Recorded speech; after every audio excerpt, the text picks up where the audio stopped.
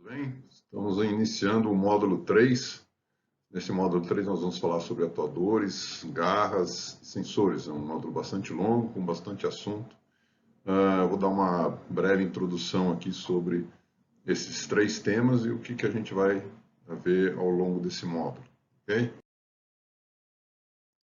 Então, atuadores, nós vamos passar pelos atuadores com haste, vamos ver uma geral nos atuadores com haste, falar sobre atuadores sem haste, atuadores rotativos, músculo pneumático, garras.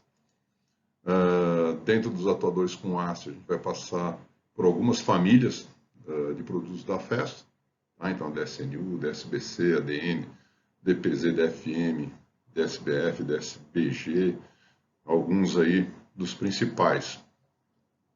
Os atuadores, no caso do ADN, né, e alguns deles a gente vai fazer a comparação com produtos das linhas anteriores. Okay? No caso dos atuadores sem haste, a gente vai ter um foco maior no DGC e no DGCK.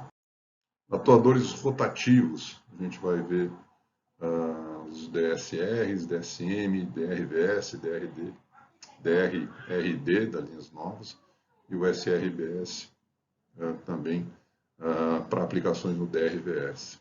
Tá? Vamos ver os músculo pneumático. E na parte de garras, vamos explorar as linhas DH, PS, DS, RS, WS, além das linhas HGP, HGDT, HGPL, e falar um pouco sobre a garra desenvolvida através dos conceitos de Bionics, a DHAS. Okay? Sensores também é uma linha bastante ampla, vamos trabalhar basicamente nos sensores que auxiliam na identificação de posicionamento dos atuadores, então vamos falar de sensores magnéticos, indutivos, ópticos, alguns eletrônicos, sensores mecânicos, pneumáticos e também uma lista de acessórios que é bastante extensa. Né? Dos magnéticos a gente vai falar sobre os de contato RID, as linhas SME e SMO, da linha eletrônica, SMT, SMTO, o pneumático, né? Pneumático magnético, o SMPO, e de efeito Hall da linha SMH. Tá? Então, vocês verem muita coisa. Ó. Sensores indutivos, as linhas CIEN, CIED, CA, CS, CH e CF. Então, toda a parte dos indutivos a gente vai estar olhando também. Né? Vamos falar dos óticos, difuso, de retroreflexão, de barreira e fibra que utilizam fibra ótica. Né? Então, os difusos, as linhas SOEG, SOL, SOEC, os equivalentes da retroreflexão, e barreiras também o SOOF. Ok, gente?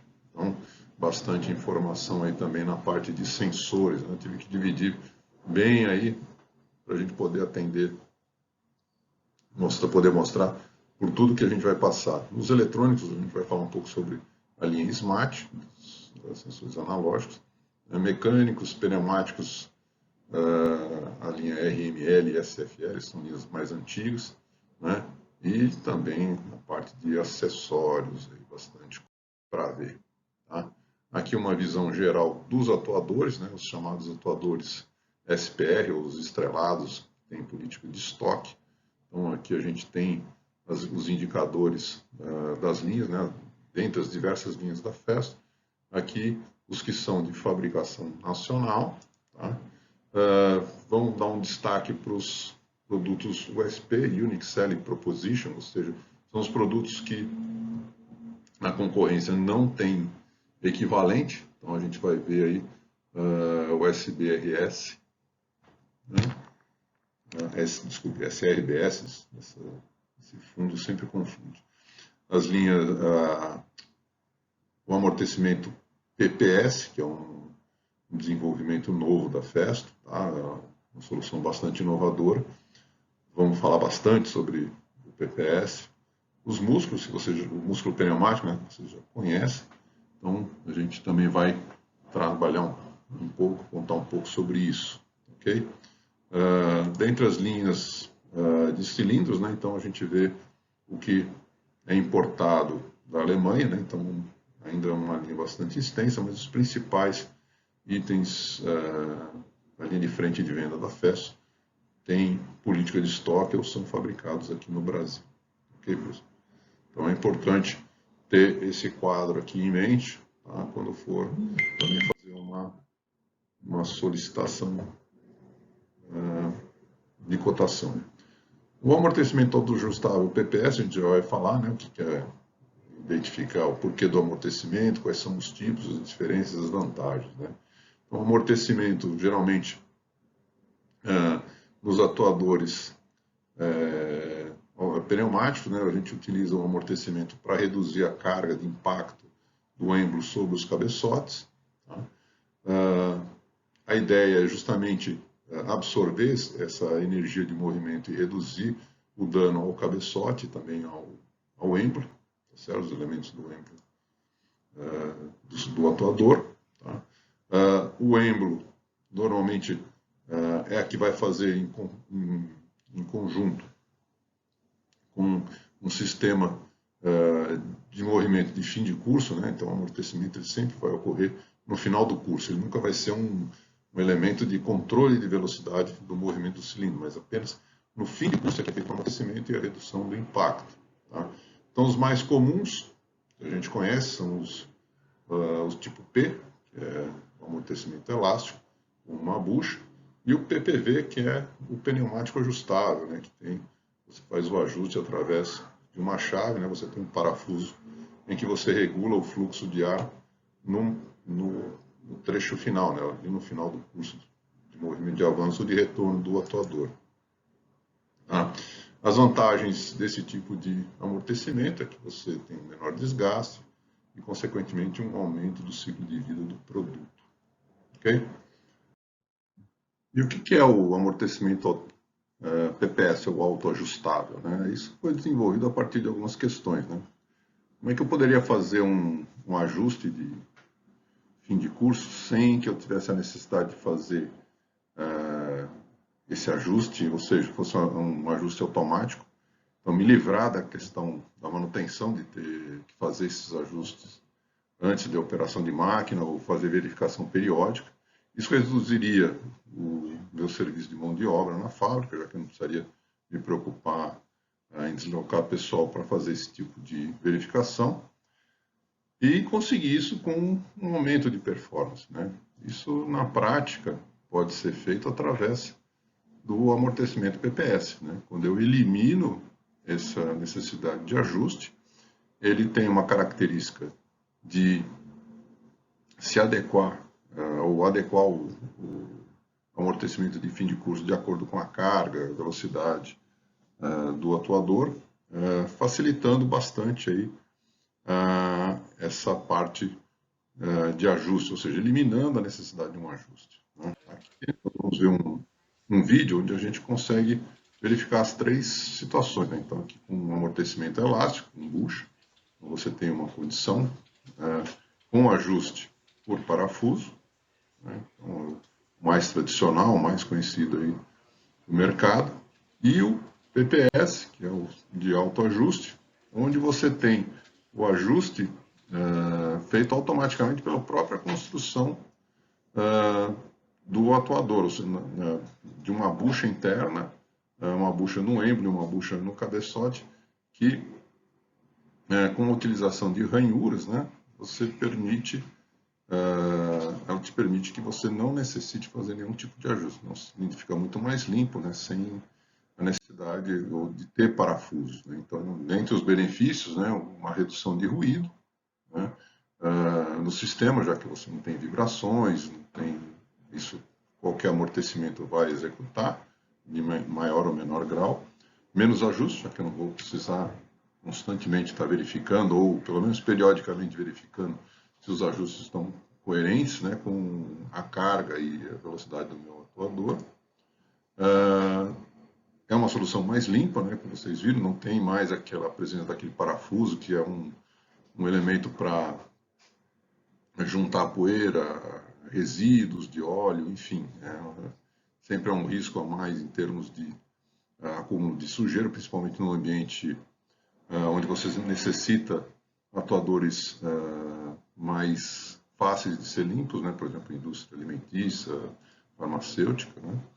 A redução do choque, né? Já que o amortecimento é melhor, como ele é autoajustável, então ele se ajusta às condições em tempo real. Então isso reduz significativamente o índice de desgaste desse sistema, já que você tem menos choque. Então, menos desgaste significa também uma maior vida útil. Tá?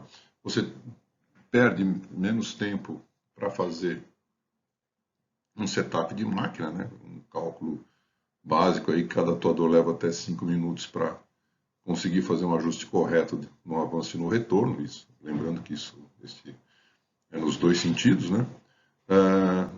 Você fica menos sujeito a erros, já que o autoajuste elimina a necessidade de uma configuração, né? Independente da carga que está sendo movimentada. Você não precisa planejar manutenção periódica, né? Você tem menos riscos de erros, você reduz aí também eventualmente problemas com perda do parafuso de ajuste, enfim, uma série aí de situações. Você tem um desempenho bastante bom, melhor até que o obtido com o ajuste por parafuso. Tá? Isso é redução de estoque também, já que eu não preciso ter peças de reposição, como por exemplo os parafusos de ajuste ou mesmo as buchas de amortecimento, no caso do amortecimento por a bucha elástica, e uma redução de carga, né? Um comparativo, um estudo feito com os atuadores compactos, né? Você tem uma oferta, vamos chamar assim, de energia no momento de fim de curso 300% maior. Tá? Então, a gente pode ver nesse gráfico aqui, né, a diferença de um ajuste por amortecimento elástico ou com o PPS. Né? Então, você tem aí um volume de energia muito maior aqui, utilizando o PPS. Um outro benefício, né, você tem uma ferramenta de engenharia lá no Quick Search, tá, que você pode utilizar para verificar se o atuador vai ter condição de funcionar corretamente com o PPS como forma de amortecimento. Tá? Então, isso você faz lá no Quick Search. Tá? Você entra com os dados do atuador que você está utilizando, a orientação dele, a pressão de trabalho, o diâmetro do atuador, o curso e a carga, e ele vai te dar uma resposta se o PPS vai funcionar corretamente ou não para aquelas condições em que você determina ali no software, ok? Aqui uma visão bem geral das linhas de atuadores, né? Aqui em particular os atuadores ISO, então ADN, DSBC, DSBG, DSBF e DSNU. Então aqui as normas atendidas por eles. Tá? As variações de diâmetro, curso, tipo de amortecimento que eu tenho, veja que nem sempre eu tenho essas opções, né? Por exemplo, o ADN, eu tenho o amortecimento elástico e o amortecimento autoajustável. Tá? As conexões, isso aqui é um guia rápido para você fazer uma seleção, tá? Eventualmente você direcionar para uma solução. Aqui os atuadores com política de estoque, né, os estrelados, como eu tenho chamado, tem política de estoque. Aqui eu tenho mais uma linha de atuadores, né, sempre lembrando aí que os produtos marcados com a estrela, eles são produtos com políticas de estoque, né? Então eles têm muito mais facilidade para prazo de entrega. Tá? Aqui algumas guias, atuadores antigiros, atuador de parada, né? Com as mesmas, um resumo aí das possibilidades, das variantes que você tem para ofertar ao seu cliente. Okay? Então aí uma visão bem geral, como A gente não vai, nesse momento, entrar no detalhe. Os próximos partes aí do treinamento, a gente vai entrar mais fortemente nas linhas, conforme eu mostrei lá no início. Tá? Aqui é os atuadores sem haste, certo? Então aqui eu também tenho as opções de amortecimento, em alguns casos, PPV, PPV com amortecedores externos, né, a linha YSR, tá? Que fazem parte aí da linha da Festo de atuadores sem haste. A gente vai ver cada um deles com um pouco mais de detalhe. Na parte dos rotativos, então, as linhas mais importantes, a DSR, a linha tradicional, a DRVS, as linhas novas, assim como o DRRD. Tá? Então a gente vai também explorar esses atuadores com um pouco mais de detalhes ao longo desse módulo, certo? Muito bem, terminamos essa parte introdutória. A gente deu uma palhinha sobre atuadores, né? Mas ao longo desse módulo nós vamos falar mais sobre cada um dos atuadores, como eu comentei. Vamos entrar também na parte de garras e sensores também. Vamos explorar toda as possibilidades que eu mostrei no início dessa apresentação. Ok, pessoal? Então até a próxima e fiquem atentos aí aos próximos módulos.